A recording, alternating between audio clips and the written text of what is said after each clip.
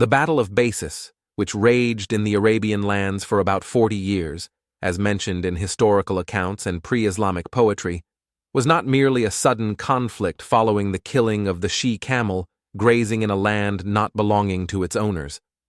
Instead, it was a heated struggle fueled by long-standing animosities and grudges among the Arab tribes at that time. It evolved into a power struggle that transformed into oppression and injustice, igniting numerous ambitions and leading the region into intense and violent infighting, claiming the lives of thousands from the Bakr and Taghlib tribes.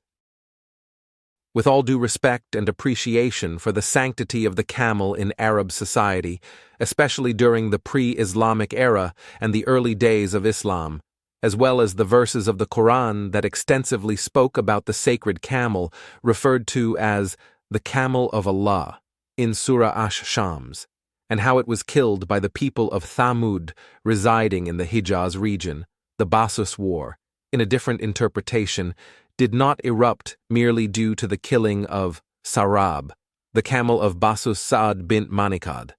As mentioned earlier, the hidden animosities and conflicts between the Qahtan clan of Banu Rabia and his cousin Jassas bin Murrah stirred the situation to the extent that Qahtan, who was the Arab king at that time, plotted against a lone camel amid hundreds that he owned.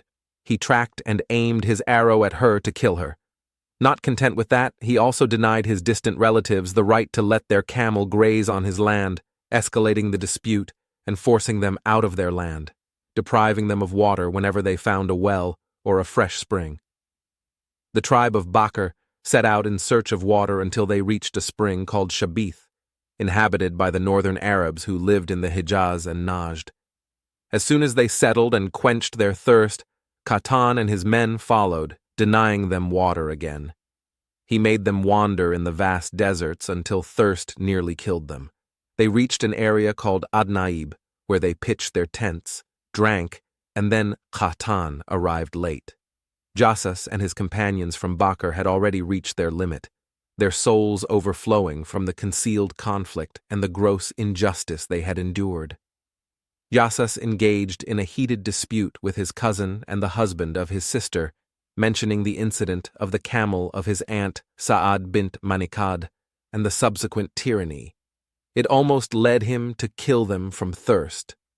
Jassas had no choice but to confront him, and he launched his attack, and the king of the Arabs fell, leaving everyone in awe and fear, to the extent that he requested a sip of water from Jassas, who refused, saying his famous words, "You have passed Shabith and Al-Asa and their water."